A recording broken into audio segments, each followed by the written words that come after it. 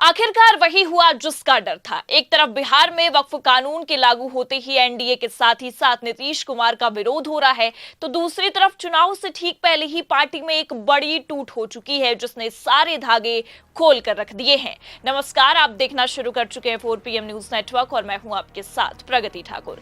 एक तरफ वक्फ की लड़ाई है तो दूसरी तरफ बगावत के सुर तेज हो रहे हैं।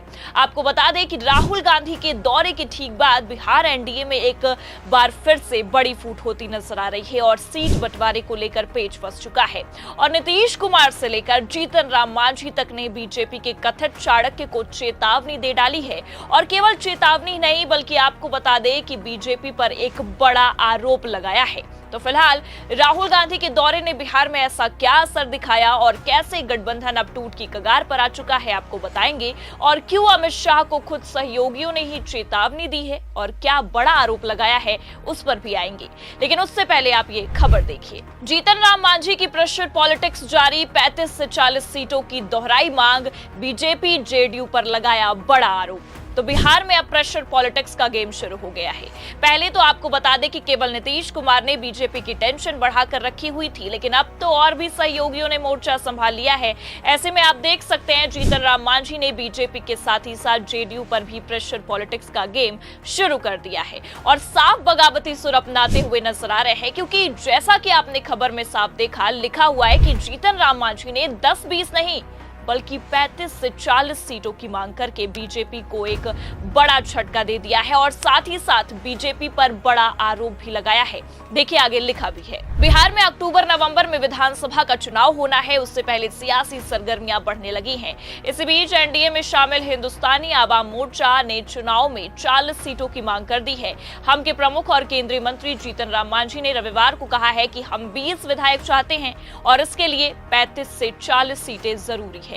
उन्होंने 20 सूत्री समिति की गठन में पार्टी की उपेक्षा पर भी नाराजगी जताते हुए कहा कि अभी कुछ दिन पहले जिला 20 सूत्री समिति का गठन हुआ, लेकिन हमारी पार्टी के लोगों को जगह नहीं दी गई। तो मतलब साफ है कि जीतन राम मांझी ने अपने बयानों से ये साफ जाहिर कर दिया है, या कह सकते हैं कि इशारा कर दिया है कि गठबंधन के जो बड़े दल हैं उन्हें और उनकी पार्टी को कमजोर समझ रहे हैं या कमजोर करने की कोशिश कर रहे हैं। बस इसलिए हर बार बीजेपी के साथ ही साथ जेडीयू हम पार्टी को दरकिनार करने की कोशिश करती है। और इतना ही नहीं बल्कि आपको बता दें कि इस दौरान मांझी ने बीजेपी को फुल ऑन एक्सपोज भी किया है और इतना धोखेबाज करार दिया है कि बेचारे अमित शाह की हेकड़ी टाइट हो गई है। देखिए खबर में आगे लिखा भी है। केंद्रीय मंत्री ने कहा है कि प्रखंड स्तर पर भी 20 सूत्रीय समिति के गठन में बीजेपी और जेडीयू ने आपस में सीटें बांट ली, हमारी पार्टी को दरकिनार किया।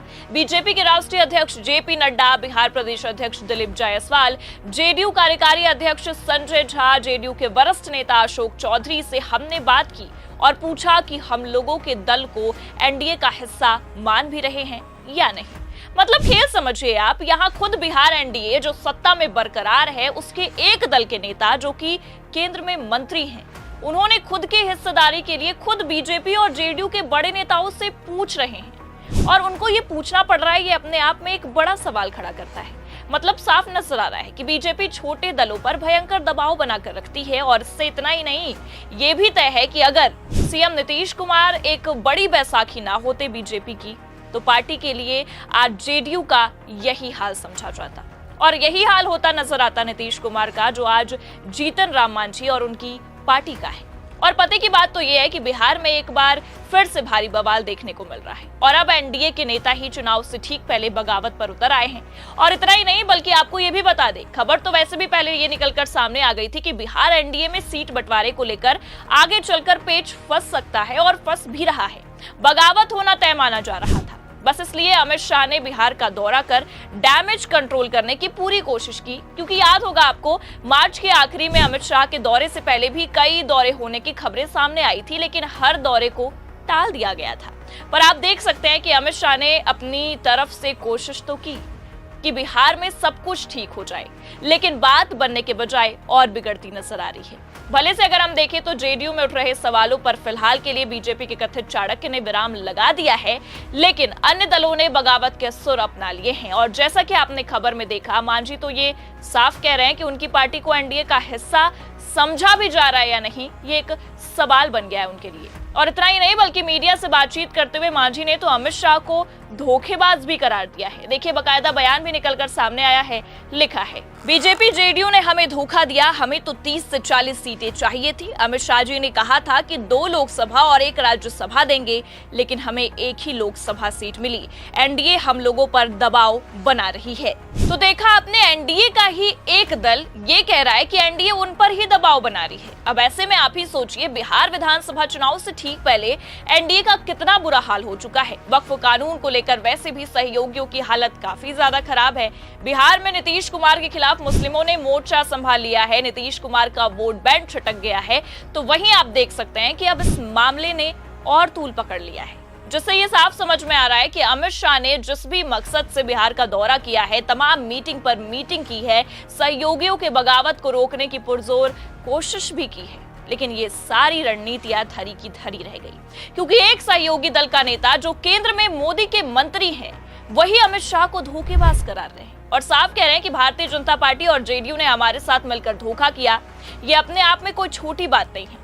अब ऐसे में जहां एक तरफ आपको बता दें कि बिहार की सियासत से निकले इन बयानबाजियों से ये साफ झलक रहा है कि एनडीए में सब कुछ ठीक नहीं है और एक बड़ी टूट की कगार पर गठबंधन पहुंच चुका है। वहीं इन सब तस्वीरों को देखते हुए कांग्रेस पार्टी और विपक्षी गठबंधन ने अब मोर्चा संभाल लिया है। अभी कुछ दिनों पहले ही राहुल गांधी ने बिहार का दौरा कर बवाल काट रखा था। सड़कों पर एक बड़ा जन सैलाब उनके लिए उमड़ा था। वहीं अब कांग्रेस के तमाम नेताओं का दौरा होने की भी खबरें सामने आ रही हैं, जिससे ये साफ समझ में आ रहा है कि बिहार अब कांग्रेस के लिए नाक का सवाल बन गया है। ये खबर देखिए आप। बिहार चुनाव को कांग्रेस ने बनाया नाक का सवाल। राहुल और पायलट के बाद खड़गे भरेंगे हुंकार, 2 जिलों में करेंगे रैली।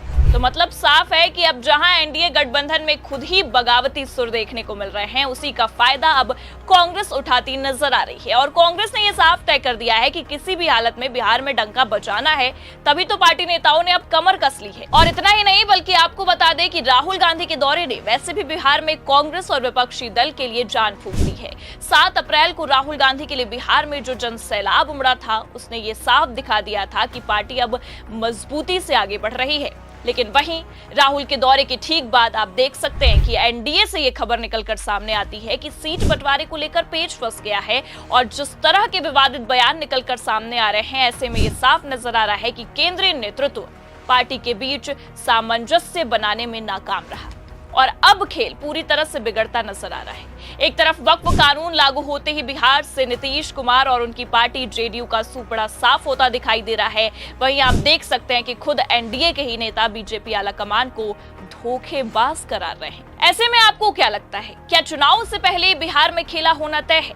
क्या एनडीए अब टूट की कगार पर आ गया है? और क्या राहुल गांधी का दौरा बिहार में कांग्रेस के लिए एक बड़ा कदम हो सकता है? अपनी राय कमेंट करके जरूर बताएं। ये खबर कैसी लगी, लाइक और शेयर जरूर करें। अगर चैनल पर नए हैं तो सब्सक्राइब और ज्वाइन करना भी ना भूलें। देखते रहिए 4PM न्यूज नेटवर्क। नमस्कार।